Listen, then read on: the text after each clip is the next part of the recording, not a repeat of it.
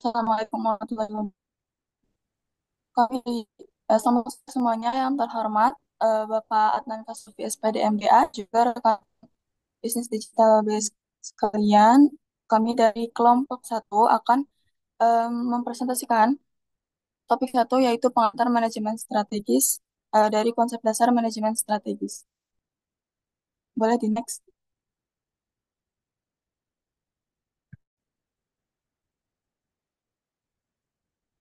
Kelompok kami terdiri dari saya Kamila Syafah Mutmainah dan dua rekan saya lainnya yaitu Tasya Dwi Oktora dan juga Hasna Azahidah.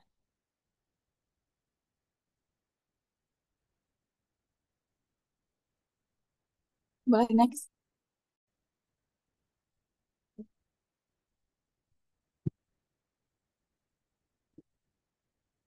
Baik, selanjutnya untuk pengertian manajemen strategis akan dijelaskan oleh rekan saya.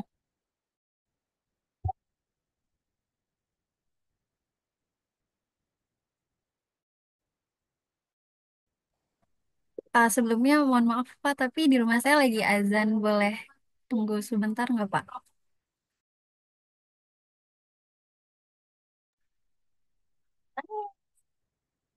Oke Pak.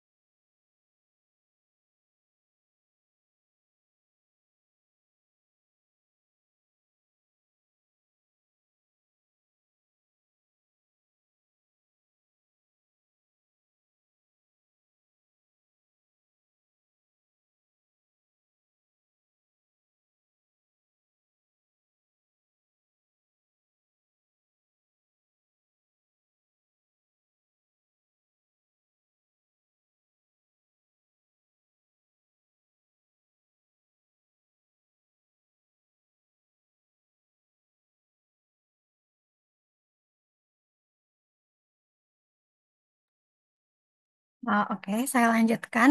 Yang pertama yaitu ada pengertian manajemen strategis. Nah, secara sederhana, manajemen strategis dapat diartikan sebagai proses merencanakan, mengimplementasikan, dan mengevaluasi keputusan yang memungkinkan sebuah organisasi untuk mencapai tujuan jangka panjangnya. Nah, ini adalah tentang memahami kemana sih perusahaan ingin menuju gitu, mengidentifikasi cara terbaik untuk sampai ke sana, dan secara terus-menerus menyesuaikan diri dengan lingkungan bisnis yang dinamis. Nah, manajemen strategis ini bukan hanya sekedar teori ataupun konsep bisnis yang rumit gitu, tapi merupakan kunci utama bagi perusahaan untuk bertahan, berkembang, dan juga memenangkan persaingan. Nah, ibaratkan permainan catur, setiap langkah dalam manajemen strategis ini harus diperhitungkan dengan matang agar organisasi mencapai kemenangan dalam jangka panjang. Nah, Bambang Haryadi pada tahun 2023 pada tahun 2003 menyatakan bahwa manajemen strategis adalah proses sistematis yang dilakukan manajemen untuk merumuskan, mengimplementasikan, dan mengevaluasi strategi dengan tujuan mewujudkan visi dan misi organisasi. Nah, dalam praktiknya manajemen strategis ini melibatkan serangkaian aktivitas gitu, mulai dari analisis situasi internal dan eksternal perusahaan gitu, formulasi strategi, implementasi strategi, hingga evaluasi dan juga kontrol strategi yang telah dijalankan. Nah, intinya manajemen strategis ini adalah tentang membuat pilihan-pilihan strategis yang bijaksana dan mengimplementasikannya dengan cara yang efektif untuk memastikan perusahaan berada pada jalur yang tepat gitu. Penerapan manajemen strategis ini juga nggak hanya berlaku untuk perusahaan yang besar aja gitu, tapi juga relevan gitu untuk bagi usaha kecil maupun usaha menengah. Nah, dengan manajemen strategis, perusahaan dapat mengidentifikasi peluang baru, menanggapi tantangan pasar, serta memanfaatkan sumber daya yang dimiliki secara optimal gitu. Dan ini adalah fondasi yang memastikan bahwa setiap langkah yang diambil oleh perusahaan ini bukan hanya reaktif gitu, tapi juga proaktif dalam menghadapi perubahan dan juga peluang yang ada. Boleh di next. Selanjutnya ada tujuan manajemen strategis. Nah, yang pertama memberikan arah dalam mencapai tujuan. Nah, manajemen strategis ini bertujuan untuk mengarahkan semua sumber daya perusahaan agar selaras dan juga efektif dalam mencapai tujuan perusahaan.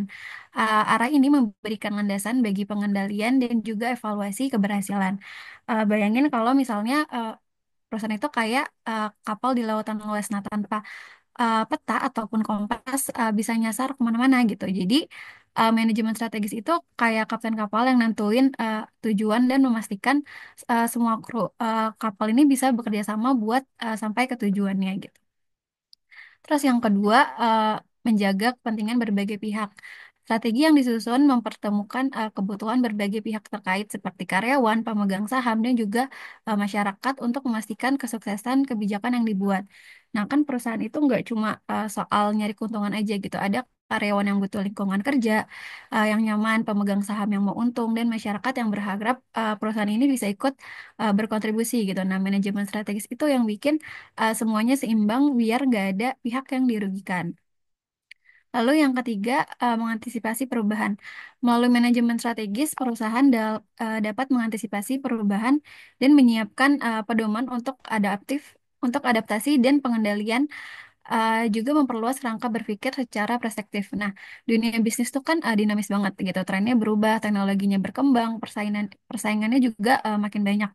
Nah, dengan manajemen strategis inilah perusahaan bisa tetap lincah, cepat beradaptasi, dan juga nggak ketinggalan zaman seperti itu. Lalu yang keempat ada efektivitas dan juga efisiensi. Nah, manajemen strategis itu bertujuan untuk mengkonsentrasikan upaya pada peningkatan efisiensi dan juga efektivitas organisasi. Memastikan bahwa sumber daya bisa digunakan secara optimal gitu. Nah, manajemen strategis inilah yang memastikan semua sumber daya perusahaan, baik uang, tenaga, waktu, bisa dipakai seoptimal mungkin gitu. Jadi nggak ada yang sia-sia dan perusahaan bisa berkembang lebih cepat dan juga lebih baik gitu. Boleh di next. Lalu selanjutnya ada fungsi manajemen strategis. Nah, yang pertama penentuan arah dan tujuan. Nah, fungsi utama manajemen strategis ini uh, adalah untuk menentukan arah dan tujuan jangka panjang perusahaan gitu. Ini melibatkan pengembangan visi dan juga misi yang jelas serta penetapan target dan juga sasaran strategis. Nah, ini tuh kayak kita kalau misalnya sebelum jalan nih kita ngeset GPS sebelum berangkat. Nah, perusahaan juga harus punya visi dan misi yang jelas gitu, plus target yang realistis supaya di tengah jalan tuh gak nyasar gitu. Lalu yang kedua, analisis dan pengambilan keputusan. Manajemen strategis melibatkan analisis menyeluruh terhadap lingkungan internal maupun eksternal perusahaan. Nah, ini itu termasuk melakukan analisis SWOT gitu untuk membantu dalam pengambilan keputusan strategis. Nah, sebelum ambil langkah besar untuk perusahaan gitu uh, perusahaan ini harus baca peta terlebih dahulu kan gitu lewat analisis SWOT gitu mereka bisa tahu gitu kekuatan yang bisa dimanfaatkan, kelemahan yang perlu dibaiki gitu, peluang yang bisa diraih atau dan juga ancaman yang harus diantisipasi seperti itu. Lalu yang ketiga, alokasi sumber daya. Manajemen strategis ini bertanggung jawab atas alokasi sumber daya yang efisien, termasuk tenaga kerja, modal, dan aset lainnya agar sesuai dengan kebutuhan dan juga prioritas strategis perusahaan. Nah, bayangin kalau misalnya kita mau jalan-jalan ya atau road trip misalnya, tapi bensinnya kurang, uangnya pas-pasan, dan timnya nggak siap gitu, maka nggak akan jalan gitu. Nah, perusahaan juga harus memastikan sumber daya seperti tenaga kerja, modal, dan aset lainnya dikelola dengan baik gitu agar strateginya bisa berjalan dengan baik. Lalu yang keempat, pengembangan dan implementasi strategi. Nah, setelah strategi dirumuskan, manajemen strategis ini bertujuan untuk mengembangkan dan mengimplementasikan rencana aksi yang sesuai untuk mencapai tujuan yang ditetapkan. Nah, strategi yang bagus itu bukan cuma rencana di atas kertas aja gitu, tapi juga bisa dieksekusi dengan efektif. Uh, Lalu yang kelima, pengawasan dan evaluasi. Fungsi penting lainnya adalah melakukan pengawasan dan juga evaluasi terhadap strategi yang telah diterapkan sebelumnya. Nah, hal ini tuh mencakup peninjauan kinerja perusahaan, melakukan penyesuaian strategi jika diperlukan. Uh, karena setelah strategi dijalankan, penting banget nih untuk ngecek apakah semuanya udah berjalan sesuai rencana atau belum. Karena kalau ada yang meleset, ya kita harus bisa cepat-cepat koreksi gitu agar kalau ada tuh nggak semakin jauh gitu. uh, Intinya itu manajemen strategis itu bukan cuma sekedar teori yang ribet aja gitu, tapi ini hal yang bikin bisnis ini bisa tetap relevan, bisa bersaing, dan nggak gampang goyah saat ada perubahan kayak gitu. Boleh di next. Selanjutnya akan dijelaskan oleh teman saya. Baik, selanjutnya ada beberapa karakteristik dari manajemen strategi. Yang pertama itu, manajemen strategi berorientasi pada masa depan. Karena strategi yang baik ini tidak hanya mengatasi tantangan saat ini, tetapi juga memperhitungkan perubahan dan juga tren yang akan terjadi di masa depan. Oleh karena itu, manajemen strategi itu harus fleksibel dan beradaptasi terhadap perkembangan lingkungan bisnis. Yang kedua, harus memiliki keterampilan analisis yang tajam, karena analisis yang tepat dapat membuat kita itu memiliki data yang bisa diolah untuk membuat keputusan baru setelahnya. Dengan begitu, perusahaan juga dapat terus mengikuti tren pasar yang ada. Nah, analisis ini termasuk analisis lingkungan internal dan juga eksternal, seperti yang disebutkan tadi, yaitu untuk menyusun strategi yang efektif, organisasi bisa melakukan analisis SWOT, analisis yang dapat memahami faktor internal, yaitu kekuatan dan kelemahan, serta faktor eksternal, yaitu peluang dan ancaman yang mempengaruhi keberhasilan organisasi. Selanjutnya, pengambilan keputusan yang terpadu. Nah, keputusan strategis juga melibatkan berbagai tingkatan manajemen untuk memastikan bahwa strategi yang diambil selaras dengan visi organisasi. Maka pengambilan keputusan ini harus mempertimbangkan berbagai aspek termasuk sumber daya, pasar, serta perubahan dalam industri. Dan yang keempat itu implementasi dan evaluasi berkelanjutan. Karena strategi yang dirumuskan harus diimplementasikan secara efektif. Selain itu, evaluasi juga secara berkala juga sangat penting untuk menilai keberhasilan strategi dan melakukan perbaikan apabila terjadi penyimpangan dari rencana yang telah ditentukan. Boleh di next,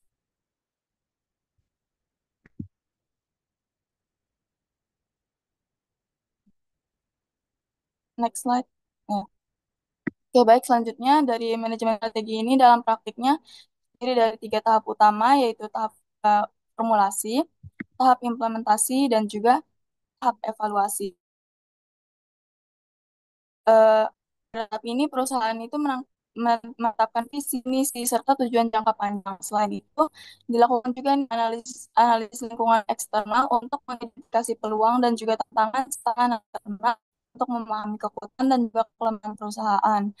Dari hasil analisis ini, manajemen akan berbagai opsi strategi dan memilih strategi yang terbaik dan yang paling sesuai dengan kondisi perusahaan dan juga dinamika pasar. Selanjutnya, tahap implementasi. Jadi setelah strategi diformulasikan, langkah berikutnya adalah mengimplementasikan. Implementasi ini melibatkan penentuan sasaran tahunan, pengelolaan kebijakan, alokasi sumber daya, serta memotivasi karyawan agar strategi dapat berjalan dengan baik. Selain itu, penting juga untuk membangun budaya kerja yang mendukung strategi tersebut, menciptakan struktur organisasi yang efektif, serta memastikan semua bagian perusahaan memahami peran masing-masing dalam pelaksanaan strategi. Yang terakhir yaitu tahap evaluasi. Jadi strategi yang telah ditetapkan itu harus dievaluasi secara berkala untuk memastikan efektivitasnya. Evaluasi ini mencakup analisis faktor internal dan juga eksternal yang mempengaruhi strategi, pengukuran kinerja, serta pengambilan tindakan perbaikan jika diperlukan. Tujuan pertama tahap ini adalah untuk memastikan bahwa strategi perusahaannya tetap relevan dan dapat menyesuaikan diri dengan perubahan lingkungan bisnis yang terjadi. Boleh di next.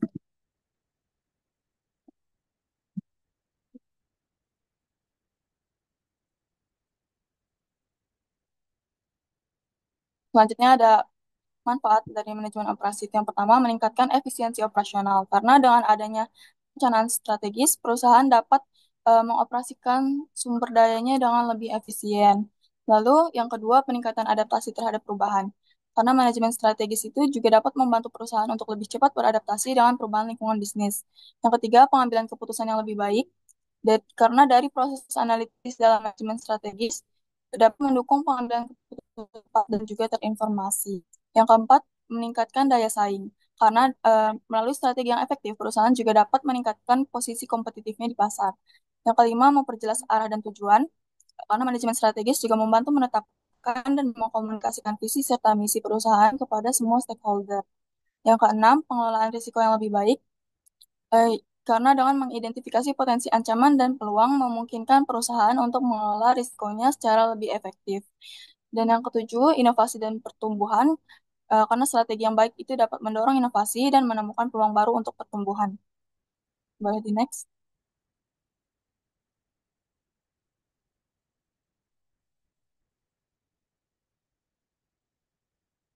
Baik, selanjutnya akan dijelaskan.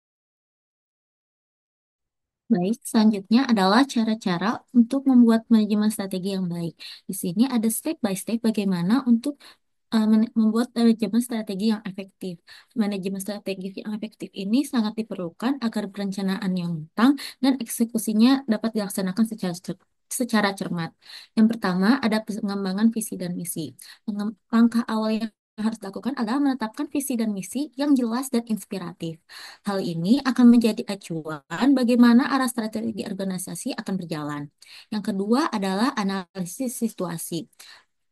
Dengan melakukan analisis SWOT untuk memahami kekuatan, kelemahan, dan peluang dan ancaman yang akan dihadapi perusahaan atau organisasi nanti.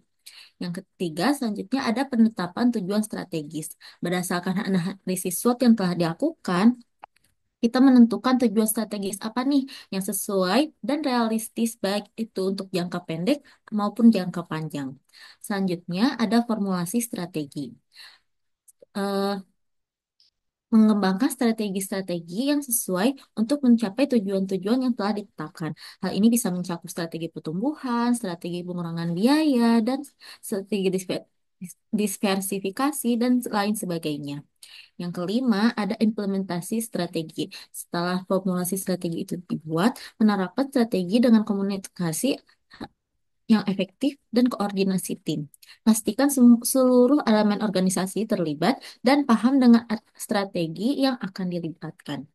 Yang keenam dan terakhir yaitu ada evaluasi dan pengendalian. Setelah eh, cara-cara yang dilakukan dari 1 sampai 5 dilakukan, kita secara berkala harus evaluasi efektivitas strategi yang telah diimplementasikan. Lakukan penyesuaian penyesuaian jika diperlukan untuk memastikan strategi tetap relevan dan efektif. Proses-proses atau cara-cara ini memerlukan kerjasama tim, kepemimpinan yang baik, dan komitmen terhadap tujuan bersama. Implementasi strategi yang efektif adalah kunci untuk mencapai kesuksesan. Selanjutnya, ada skill atau keterampilan-keterampilan yang harus ada dalam manajemen strategi. Keterampilan-keterampilan di sini menjadi kunci untuk memastikan efektivitas dalam keberhasilan strategi yang telah dibuat. Yang pertama, ada kepemimpinan. Kemampuan memimpin dan mengarahkan tim merupakan aspek penting dalam manajemen strategi. Kepemimpinan efektif ini bisa dibilang jika mencakup kemampuan komunikasi, motivasi, dan pengambilan keputusan. Yang kedua, ada pemikiran analitis. Kemam- Keterampilan analitis yang kuat diperlukan untuk menginterpretasi data, menganalisis tren, dan membuat proyeksi yang akurat. Yang ketiga, ada kreativitas dan inovasi. Kemampuan berpikir dan inovatif ini akan membantu dalam pengembangan strategi baru dan solusi untuk tantangan-tantangan yang akan dihadapi organisasi atau perusahaan ke depannya. Yang keempat, ada manajemen waktu dan organisasi. Kemampuan mengorganisasi tugas dan mengelola waktu secara efisien sangat penting untuk implementasi strategi yang sukses. Yang kelima, ada negosiasi dan diplomasi. Kemampuan bernegosiasi dan menjalin hubungan baik dengan semua pihak, termasuk stakeholder dan karyawan, merupakan salah satu aspek penting dalam pelaksanaan strategi. Dan yang terakhir, ada pemahaman bisnis. Memiliki pemahaman yang mendalam tentang bisnis dan industri adalah hal vital untuk merumuskan strategi yang efektif dan relevan. Selanjutnya, ada studi kasus nih mengenai manajemen strategi KFC pada pandemi COVID-19. Ka- ka- eh, kita ambil contoh KFC pada menghadapi masalahnya pada saat COVID-19. Seperti yang kita tahu, pada saat COVID-19 banyak sekali perusahaan yang mengalami kerugian, salah satunya KFC yang kerugiannya mencapai 28,2 miliar pada akhir tahun 2020. Untuk mempertahankan eksistensinya di industri makanan cepat saji, KFC mengubah strateginya nih dengan memanfaatkan teknologi namun tetap mematuhi protokol kesehatan. Apa saja salah satu yaitu yang pertama, mereka berperan aktif dalam sosial media. Seperti yang kita tahu, pada zaman pandemi banyak orang yang secara aktif menggunakan sosial media untuk menemani waktunya.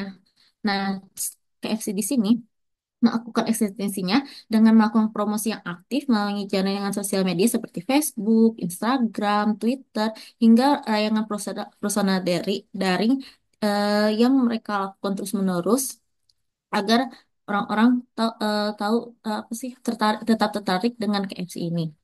Yang kedua, mereka mendesain ulang layanan dine-in dan take-away Kentucky dan take-away-nya. Di sini KFC itu kayak mengulang lagi gitu, mendesain ulang kayak seperti prosedurnya seperti apa saat dine-in dan sebagainya dengan mengimplementasikan protokol-protokol kesehatan yang harus dipatuhi selama pandemi. Dan yang satu lagi yaitu ada paket promo yang menarik demi mengejut penjualan di tengah pandemi COVID-19. Restoran Restoran KFC ini menerapkan strategi promo-promo dengan harga yang terjangkau dan menginovasi dengan mengeluarkan produk-produk baru untuk menarik konsumen agar tetap berjalan nih perusahaan mereka walaupun di tengah pandemi ini. Sekian dari kami, terima kasih. Baik, karena sesi presentasi sudah selesai, selanjutnya kami akan membuka sesi tanya jawab untuk 3 orang penanya. Maka dari itu kami persilakan yang ingin bertanya untuk menggunakan fitur raise hand.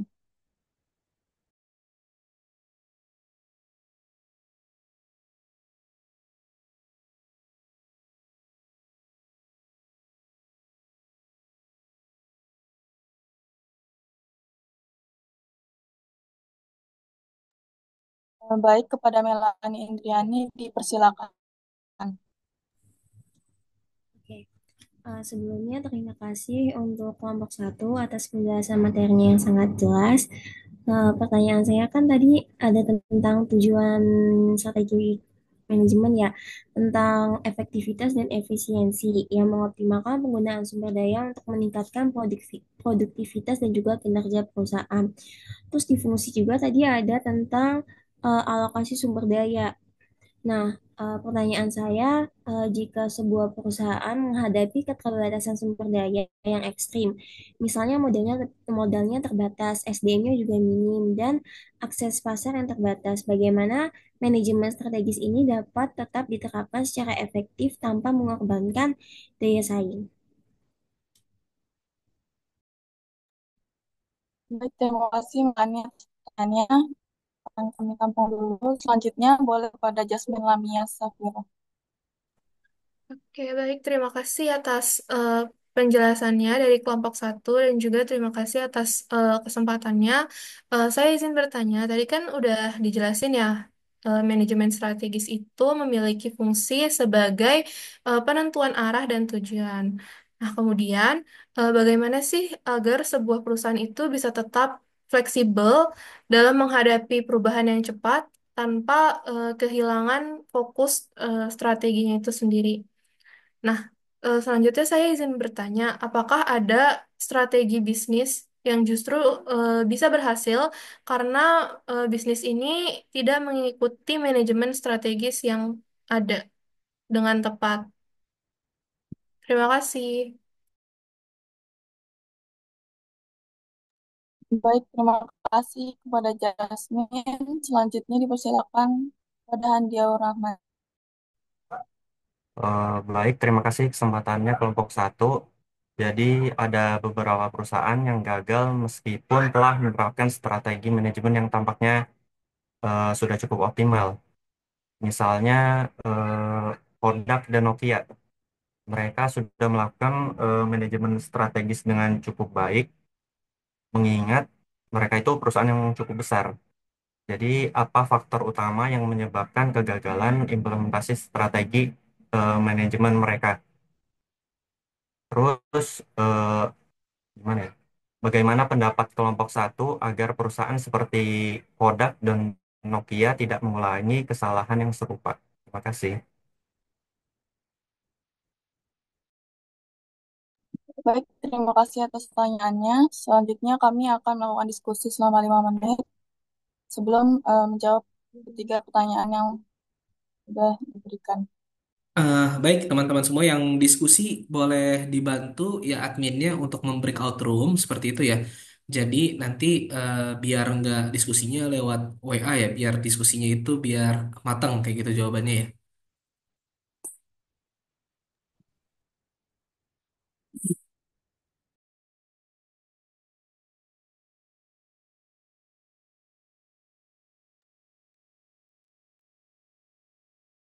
Oke, silakan teman-teman yang diskusi boleh join breakout room. Saya juga join breakout room teman-teman yang berdiskusi ya. Oh ya, baik Yang Kak. lain, yang lain in the meantime bebas boleh off cam off mic kayak gitu. Nanti pas udah masuk lagi silakan dinyalakan lagi. Ini saya nggak bisa on cam karena habis update nggak tahu nih gitu. Mau dibetulin dulu. Oke.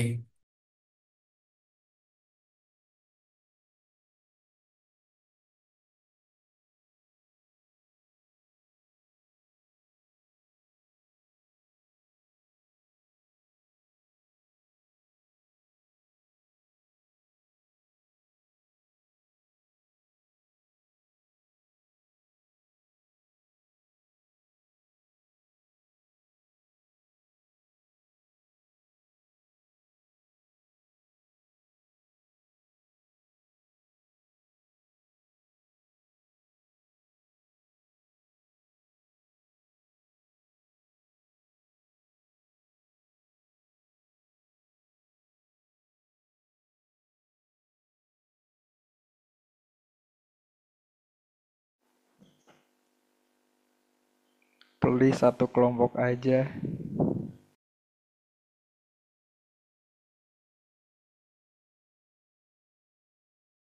Gak tahu ya jujur ya. Semoga kita doain aja semoga Please, please. partner maunya satu. Ya semua aminin. Amin.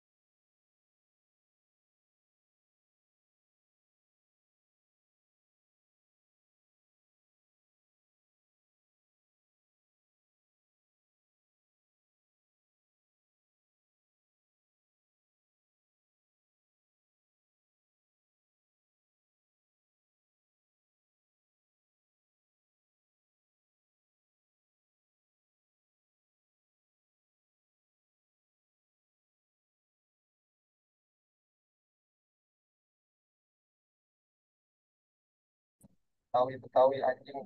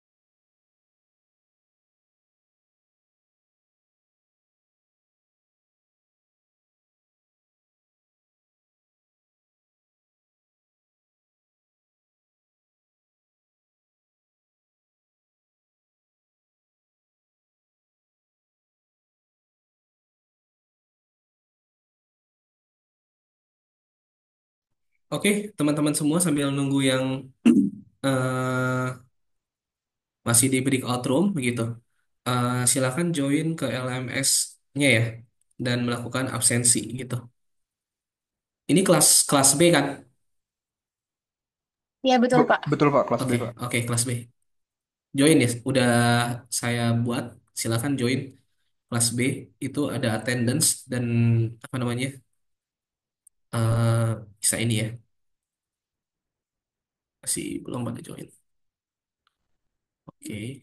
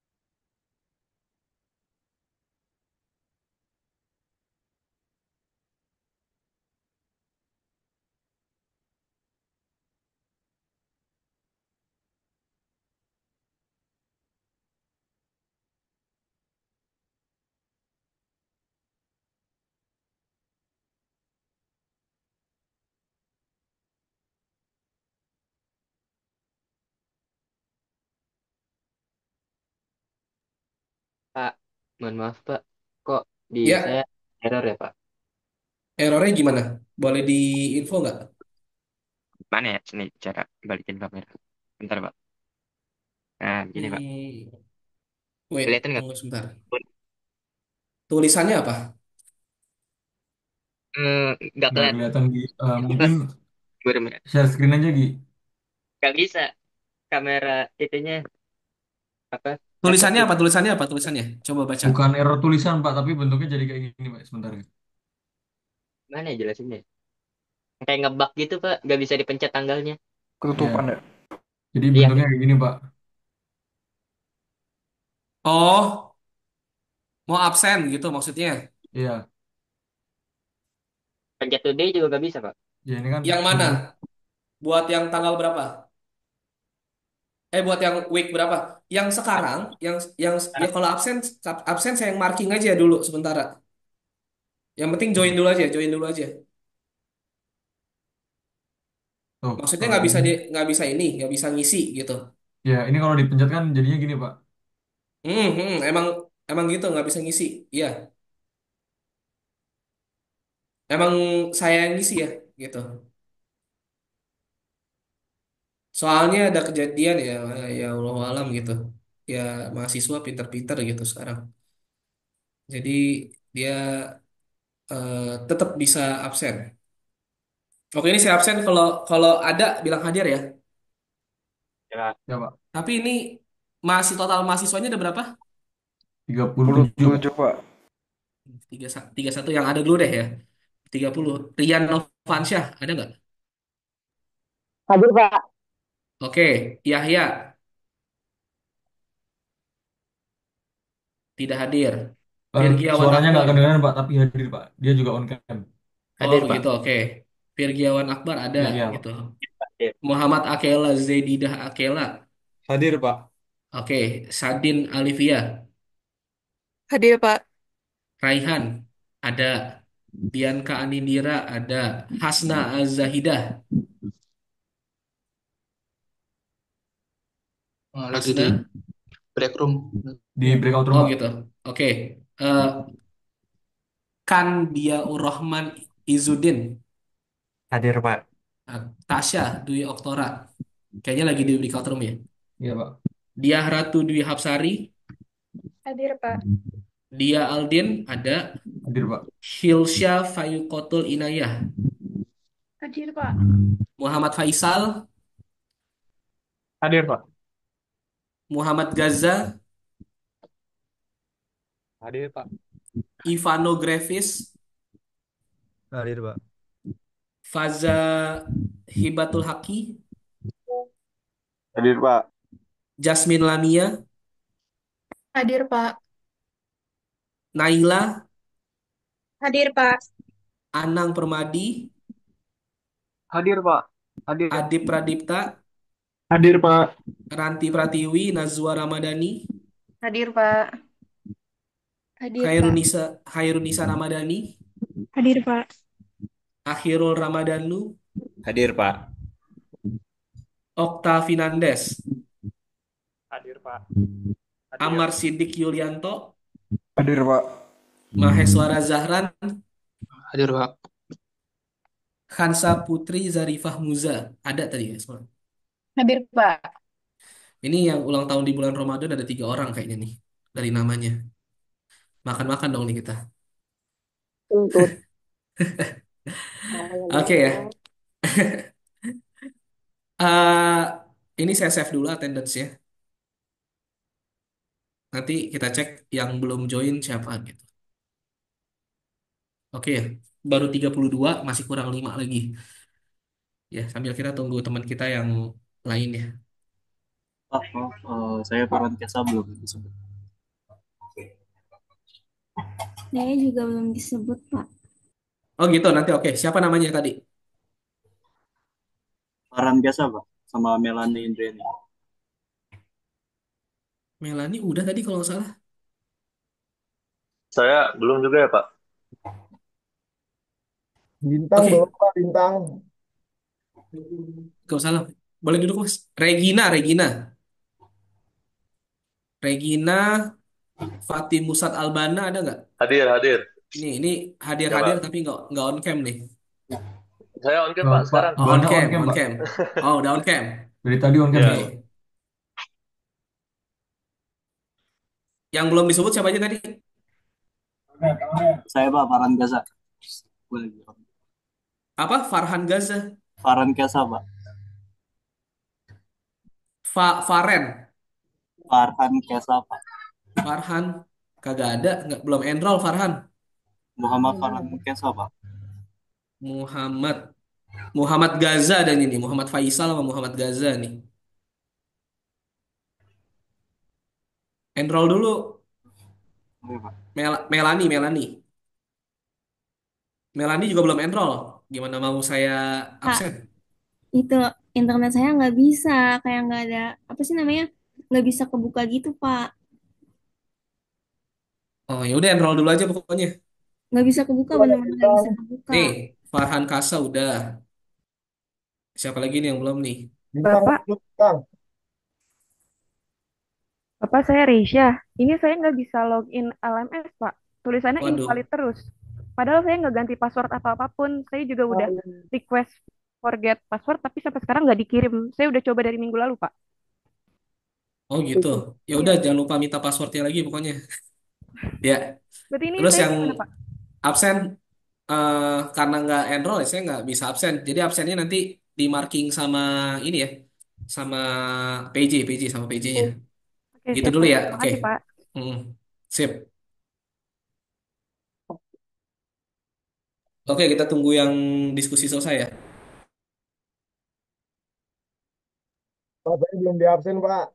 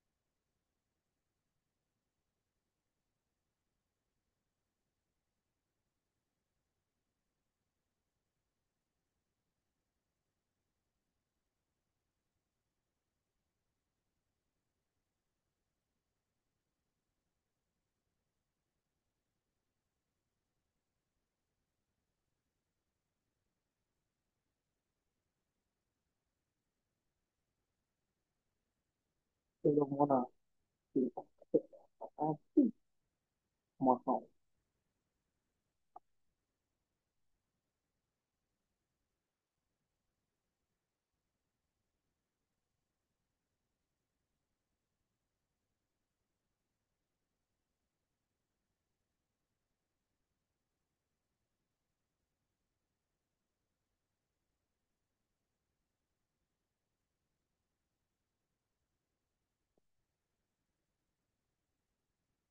Jadi,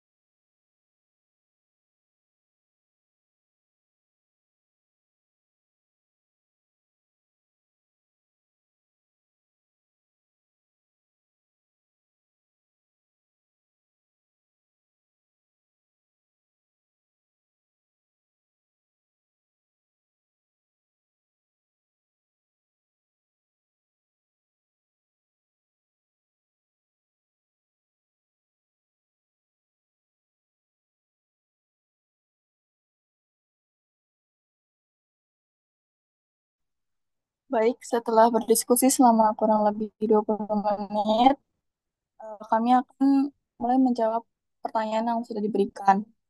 Mungkin yang pertama saya akan menjawab pertanyaan dari Han,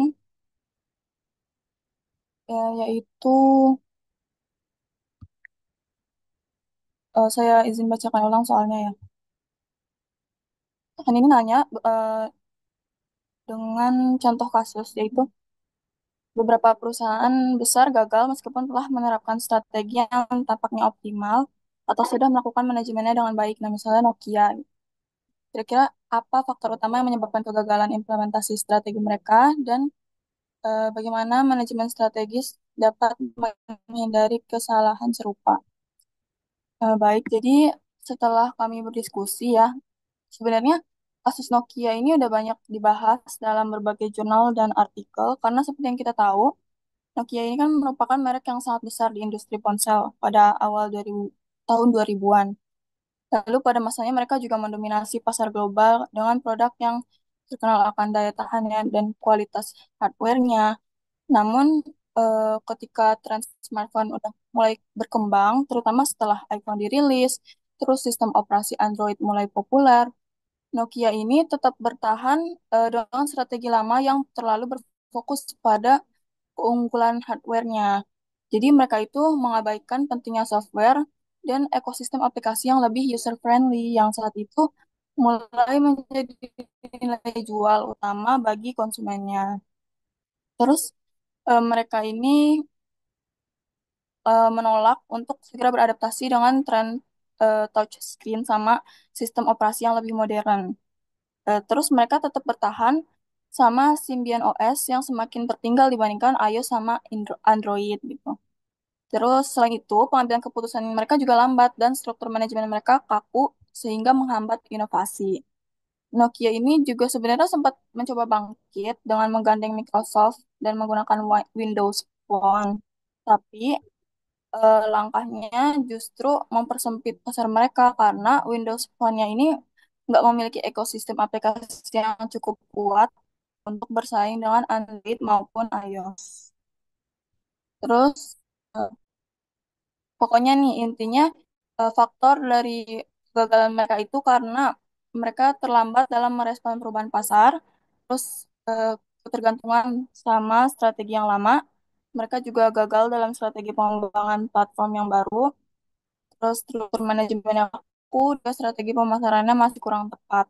Lalu menurut kelompok kami sendiri, untuk menghindari kesalahan serupa, manajemen strategis itu harus selalu bersifat adaptif dan juga tidak terpaku pada kesuksesan masa lalu.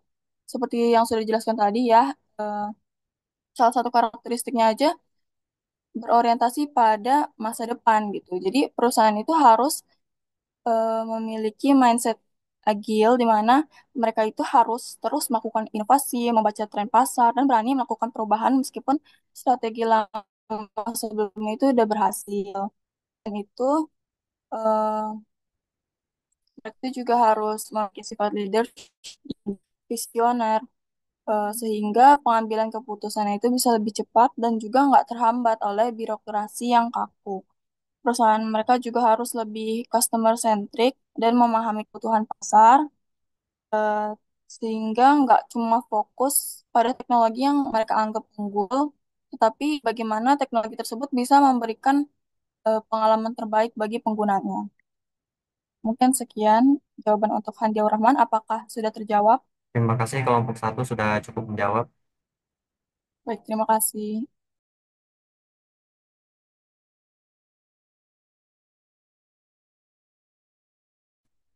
Baik, selanjutnya saya akan menjawab dari pertanyaan Melanie. Eh, tadi pert- aduh, oh, tadi pertanyaannya, eh, jika sebuah perusahaan menghadapi keterbatasan sumber daya yang ekstrim, bagaimana manajemen strategis yang dapat diterapkan agar secara efektif tanpa mengorbankan daya saing? Biasanya, eh, ancaman atau tantangan ini dihadapi oleh perusahaan startup atau bisnis-bisnis kecil yang menghadapi keterbatasan modal, tenaga kerja, dan akses pasar. Tapi bukan berarti perusahaan-perusahaan ini tuh tidak bisa menerapkan strategi yang efektif. Nah, dari hasil diskusi kami, ada beberapa strategi yang dapat diterapkan perusahaan. Yang pertama yaitu ada niche market strategy atau pemasaran fokus pada pasar tertentu. Jika sumber daya terbatas, kita jangan mencoba bersaing dengan semua lini. Pilih segmen pasar yang lebih kecil, tapi memiliki peluang pertumbuhan yang tinggi. Misalkan kita ambil contohnya Gojek. Gojek itu awalnya itu hanya fokus pada layanan ojek online kan sebelum adanya GoPay atau GoFood dan kawan-kawan. Dan itu hanya awalnya tuh bermulanya mereka di Jakarta sebelum berkembang ke layanan lainnya dan berkembang luas ke daerah-daerah lain. Yang kedua, bisa menggunakan strategi bootstrapping. Ini untuk perusahaan-perusahaan awal yang em, minim modal, misalkan ya. Kita ambil contohnya ke perusahaan industri kamera GoPro. GoPro ini juga eh, mereka masuk ke niche market. GoPro ini nggak bisa bersaing dengan merek-merek besar kayak Canon dan Sony. Soalnya mereka ini jatuhnya ke industri kamera yang baru, perusahaan kamera yang baru. Lalu apa yang mereka lakukan? Mereka fokus pada niche market dan menggunakan modal pribadi atau bootstrapping dan bertumbuh secara bertahap. Lalu ada juga bermitra dengan pihak lain. Jika sumber daya terbatas, cari kemitraan yang saling menguntungkan. Contohnya banyak brand kecil atau UMKM yang menggunakan marketplace seperti Shopee atau Tokopedia untuk menjangkau pasar lebih luas tanpa harus membuka toko fisik. Dan yang terakhir ini yang paling umum, memanfaatkan teknologi untuk efisiensi. Menggunakan otomatisasi atau dan digital marketing untuk menghemat biaya operasional dan pemasaran. Jadi, meskipun yang dilakukan memiliki keterbatasan sumber daya, strategi tetap bisa dijalankan dengan pendekatan yang cerdas dan inovatif. Apakah sudah menjawab, Melani? Sudah Hasna, terima kasih atas jawabannya.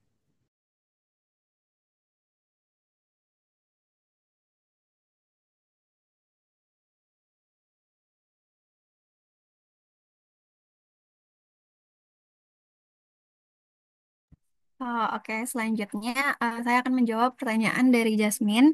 Pertanyaannya yaitu bagaimana sih perusahaan bisa tetap fleksibel dalam menghadapi perubahan yang cepat tanpa kehilangan fokus strategisnya? Lalu, apakah ada strategi bisnis yang justru berhasil ketika perusahaan tidak mengikuti manajemen strategis dengan benar? Nah, seperti yang udah saya sebutkan sebelumnya, kan strategi bisnis itu seperti ibarat peta jalan gitu. Tapi seringkali dunia bisnis itu uh, penuh dengan perubahan yang tidak terduga gitu. Nah, perusahaan yang sukses biasanya mampu menjaga keseimbangan antara fokus strategis dan juga fleksibilitasnya. Nah, ada beberapa cara perusahaan agar tetap fleksibel tanpa kehilangan arah gitu. Yang pertama, menggunakan strategi yang agile atau adaptif. Nah, jangan terpaku pada satu rencana jangka panjang yang kaku, tapi buat strategi yang bisa berkembang sesuai situasi pasar gitu. Contohnya kayak Amazon yang awalnya hanya bisnis buku online, tapi kemudian berkembang menjadi e-commerce raksasa dan cloud computing dengan AWS gitu.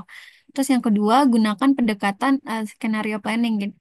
Nah, perusahaan harus menyiapkan berbagai skenario kemungkinan dan merencanakan respon terbaik untuk masing-masing skenario gitu. Jadi harus punya banyak plan dan juga banyak skenario gitu agar kalau misalnya suatu waktu keadaan yang nggak sesuai rencana gitu, kita masih punya rencana-rencana cadangan lainnya yang bisa kita gunakan gitu.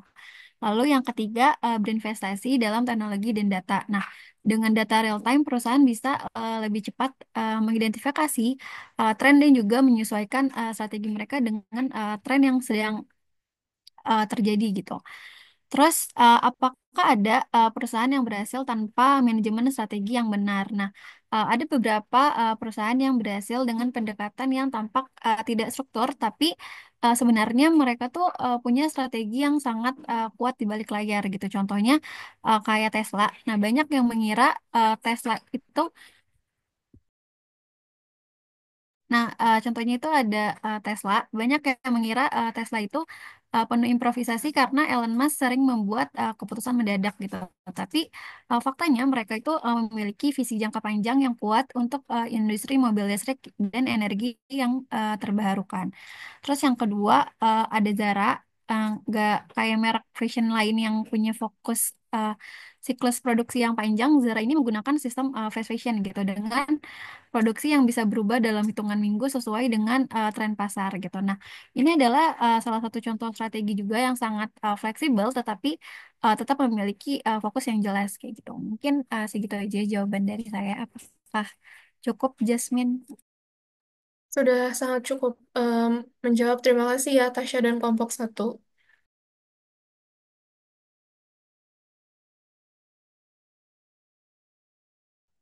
Baik, karena semua pertanyaan sudah dijawab dan presentasi sudah selesai, maka kami akan tutup sesi presentasi kelompok satu kali ini. Kurang lebihnya mohon maaf. Wassalamualaikum warahmatullahi wabarakatuh. Waalaikumsalam warahmatullahi wabarakatuh. Sebentar ya.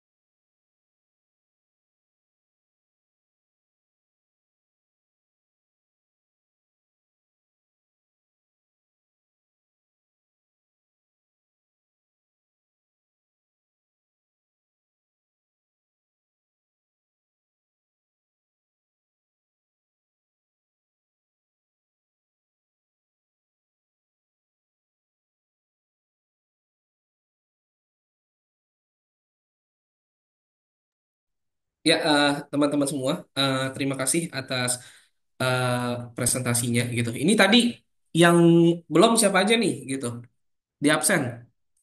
Yang tadi presentasi udah saya marking semua ya. Total peserta Melani baru ada nih karena baru enroll. Total peserta baru 34. Tadi ada berapa? 34. Iya, 34. Totalnya ada berapa? Pesertanya semuanya peserta kelas? 37, Pak. Tiganya lagi, tadi kan ada yang belum bisa login ya, berarti 35. Duanya Iya, lagi siapa ya? saya belum, Pak. Masih Siapa? Kamila Syafa. Kamila, yang presentasi tadi kan? Iya, Pak. Udah, ya, enroll, jangan lupa Kamila, enroll dulu. Pak. Oke, oke ya. Terima kasih teman-teman yang sudah presentasi pada apa namanya kesempatan kali ini. Ya, eh, jadi teman-teman semua, eh, ini kan kita baru ngomongin terkait dengan intro to strategic management seperti itu ya. Ini pertemuan kedua kita gitu. Intro to strategic management. Jadi kenapa strategic management itu penting gitu? Yang perlu teman-teman, saya akan sedikit sharing gitu. Strategic management itu adalah uh, strategic, ya Inggrisnya strategic planning gitu ya, perencanaan strategik gitu. Itu adalah sebuah tujuan yang long term kayak begitu. Itu biasanya 5 tahun atau mungkin 10 tahun gitu. Teman-teman kalau tahu apa namanya, tahu negara, tahu kan GBHN, tahu nggak? Garis GBHN nggak besar nggak nggak haluan nggak. negara. Nah iya, ini yang nggak tahu, nggak belajar PPKN apa gimana nih, gitu. Ya, garis besar haluan negara. Jadi itu adalah direction arah negara mau kemana. Itu kan strategic planning ya. Kira-kira dalam tahun sekian punya apa. Sama kayak korporat kayak gitu ya. Oh, strategic planning saya di 2000, misalnya di 2028 saya ingin membangun apa, memiliki sebuah sub unit bisnis baru rumah sakit gitu, menjadi yang terkemuka di Asia misalnya kayak gitu. Ya, terus kita turunkan jadi planning-planning yang dalam waktunya itu tahunan gitu. Tahun ini ngapain, tahun ini ngapain, tahun ini ngapain, sehingga nanti di tahun 2028 tadi ya hal tersebut tercapai kayak gitu ya. Jadi ada namanya long term planning gitu kan. Ya, tadi strategic planning, terus ada namanya tactical planning gitu kan, sama operation planning gitu. Strategic planning ini yang buat biasanya adalah C-level gitu atau BOD ya, Board of Directors kayak gitu ya. Direktur keuangan semuanya gitu kan. Nah, terus berikutnya lanjut ke tactical planning. Tactical planning ini adalah sebuah planning yang esensial yang dimana ya, yang dimana planning ini mendukung ya aktivasi dari strategic planning, tujuan dari strategic planning tadi gitu. Lalu itu biasanya diambil sama middle senior level gitu. Middle senior level ini mungkin manager gitu kan, atau head of apa begitu. Berikutnya di bawahnya ada operation apa namanya, ada operation planning. Ini day by day planning. Tugasnya apa? Tugasnya contoh misalnya bagaimana mendukung rencana besar agar tercapai. Contoh misalnya di operation misalnya, oh bagaimana shifting karyawan agar sumber daya kita optimal, kayak begitu ya teman-teman semua ya, sumber daya kita optimal. Jadi kita nggak buang-buang contoh. Oh kalau misalnya saya kantor saya nyala 24 jam, berarti saya akan punya 3 karyawan eh, dalam satu hari, ada 3 shift gitu, shift siang, shift pagi, shift siang, shift malam gitu, sehingga kantor saya tetap berjalan 24 jam dan nggak butuh sampai ratusan orang gitu misalnya gitu kan, sampai ratusan orang. Misalnya contoh dalam dalam pekerjaan itu, dalam satu kantor itu ada 5 komputer gitu. Nah, berapa orang yang mesti di hire gitu untuk bisa memaksimalkan resources yang ada gitu. Oh, satu komputer 3 orang aja, shift pagi, shift siang, shift malam. Berarti tinggal 3 orang dikali 5 gitu. 5 kali 3 15. Nggak perlu misalnya eh nge-hire orang banyak-banyak kayak begitu ya kan.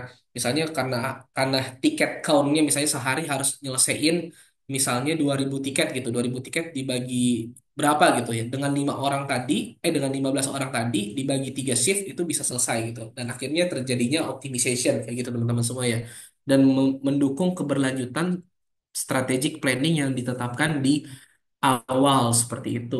Nah, strategic planning ini penting untuk keberlanjutan bisnis ya teman-teman semua ya. Nah, contohnya tadi jelasin bagaimana akhirnya bisnis ini bisa sustain tadi salah satunya lewat tadi tuh ada yang ngejelasin diversification kayak gitu ya kan. Terus nyari apa namanya lini service atau produk yang baru untuk bisa survive kayak begitu. Nah, itu ya tadi intro tuh strategic planning dan juga diskusi yang udah coba kita go through bareng-bareng begitu ya. Nah, oke, so far sampai sini ada yang ingin didiskusikan gitu. Kalau nggak ada, mungkin saya akan menyampaikan sesuatu. Ini kan mungkin barangkali ini kan udah masuk minggu kedua, besok minggu ketiga ya teman-teman ya. Barangkali teman-teman ada yang mau pulang kampung lebih cepat gitu kan. Terus apa pulang kampung lebih cepat? Ya nanti kita ya udah online aja terus kelasnya gitu sampai mungkin habis Lebaran kayak gitu ya, kayak gitu. Jadi biar semua everybody happy ya kayak gitu ya kayak gitu tapi please comply to the rules gitu ya. Nah, kalau kan kita tuh harus ini ya harus on cam nggak on cam berarti alpha gitu ya kan. Tenang Ranti nggak saya hitung alpha gitu, saya tahu ada dua ya, satu di ini satu yang nggak ada layarnya kayak gitu. Nah, kayak gitu ya, yang penting stick to the rule, comply to the compliance kayak begitu ya. Jadi ya everybody happy kayak gitu ya. Oke, sampai sini ada pertanyaan atau diskusi untuk topik pertama kita. Nanti kita akan masuk ke topik berikutnya di next week gitu. Saya akan coba kasih case study kayak begitu ya. Untuk kelompok berikutnya silakan bersiap untuk presentasinya kayak gitu. Sampai sini ada pertanyaan atau cukup? Oh ya, untuk submissionnya ini karena LMS-nya belum jadi-jadi, astagfirullahaladzim ya. Ya, nanti kelompok yang tadi presentasi, tolong dicatat tadi siapa aja yang kasih feedback karena ingat dalam perjanjian kita adalah participation is counted kayak gitu ya. Jadi participation itu dinilai. Itu tidak hanya attendance tapi participations gitu ya. Nanti untuk submissionnya akan saya bukain gitu. Deal sini dulu Deal. Tungguin. Nah, masih ini. Duduk dulu. Sit down kayak gitu. Oke, teman-teman ada yang ingin diskusikan atau cukup? Ini boleh nampil nggak? Ada. Nggak boleh ini ada apa namanya? Ada staff saya di kantor satu lagi katanya mau ngelihat apa namanya adik kelasnya gitu. Soalnya dia FA juga ya, tahun dulu FA tahun 2013. Dia pengen tahu anak kuliah zaman sekarang kayak gimana gitu. Enggak ya? Wow. Oke, ada ada diskusi atau pertanyaan lain? Silakan atau cukup teman-teman semua. Pak, saya ada pertanyaan Nah, sedikit Pak, bingung Pak. oke silakan. Tadi kan yang planning itu ada 3 tuh, strategik, taktikal, sama operasional ya. Nah, dalam operasional sendiri dalam perusahaan itu, dalam birokrasi itu kan ada 2 ya, bottom up sama top down. Top Nah, down. kira-kira itu untuk planning itu bisa dinilai nggak sih dari atas untuk ke bawah atau sebaliknya gitu? Soalnya kan mungkin nggak semuanya orang si level tahu bagaimana operasionalnya itu terjadi gitu Pak. Dan sebaliknya. Nah, ini penting ya. Bahwasannya, nah dalam tadi kan ada strategik, ada tactical, ada operation gitu. Satu lagi dalam mengambil decision atau keputusan ada namanya single minded decision sama group decision kayak gitu ya. Nah, perbedaan antara single decision sama group decision yang pertama kalau single decision ini tadi mungkin yang kamu bilang top down dari atas langsung ke bawah dipaksakan dia nggak tahu sebenarnya resource dia atau kemampuan dia kayak gimana gitu. Tapi biasanya kalau di apa namanya di bisnis hari ini, tungguin dong guys gitu, ya gitu. Di bisnis hari ini gitu, itu biasanya bottom up gitu ya, bottom up. Kenapa? Karena kita mau dengar banyak dari orang kayak gitu. Kita pengen tahu sebenarnya seberapa kuat sih kita di grassroots gitu untuk bisa mengeksekusi program atau strategic planning kita gitu. Kalau ditanya lebih baik mana, kalau saya sekarang lebih baik bottom up gitu. Tetap tapi directionnya dari atas, tapi ngambil informasinya langsung dari bawah kayak gitu. Tadi yang nanya siapa ya? Amar Pak. Oke, Amar. Dicatat ya PJ ya, Amar ya. Gitu. Kan duluan ya. Ya udah. Nanti bawa nih, Habib. Iya. Ayo Pak. Oke, thanks ya Amar ya udah mencoba mengelaborasi topik kita pada sore hari ini. Silakan kalau ada yang mau didiskusikan lagi, feel free to discuss.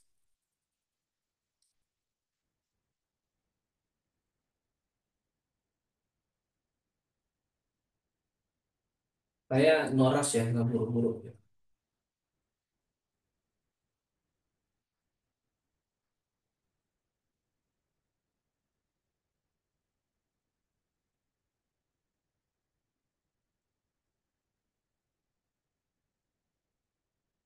Ya, harapannya ultimate goal kita di mata kuliah ini bisa membuat strategic planning dan juga mengevaluasi strategic planning ya teman-teman semua ya. Gitu. Terus ngasih input misalnya, oh rupanya adjustment strategic planningnya A B C D A B C D kayak gitu. Tapi let's see ya namanya nanti apakah ada adjustment lagi atau gimana? Saya juga belum tahu gitu. Ya kan ini yang hari Kamis kan sama Pak Osli ya juga gitu.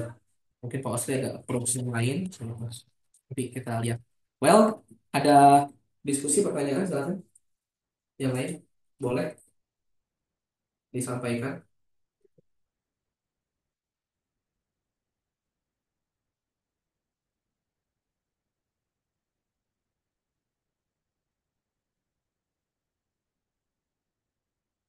atau cukup? Sepertinya cukup, Pak. Cukup, Pak. Cukup ya. Kalau cukup kita cukupkan kelas kita pada sore hari ini. Terima kasih teman-teman semua. Ya, nanti kita ketemu lagi pekan depan di hari yang sama. Nanti ya tinggal diskusi aja sama PJ ya. Yang pasti online ya. Yang saya bilang barangkali ada yang mau pulang kampung lebih cepat atau orang tuanya udah ambil cuti lebih awal gitu. Sekali lagi saya mengucapkan terima kasih pada teman-teman yang sudah komit dengan compliance role kita. Bahwasannya harus on cam gitu ya. Ini apa namanya penting sekali gitu untuk bisa comply ya dan teman-teman bisa stick to the rule gitu. Oke, saya rasa cukup. Kita ketemu lagi minggu depan. Mohon maaf apabila ada kesalahan. Assalamualaikum warahmatullahi wabarakatuh. Selamat sore, salam sejahtera untuk kita semua. Sore Pak, terima kasih. Ya, Terima kasih, terima kasih Pak. semuanya. Kasih Pak. Terima kasih Pak. Selamat ngabuburit Pak.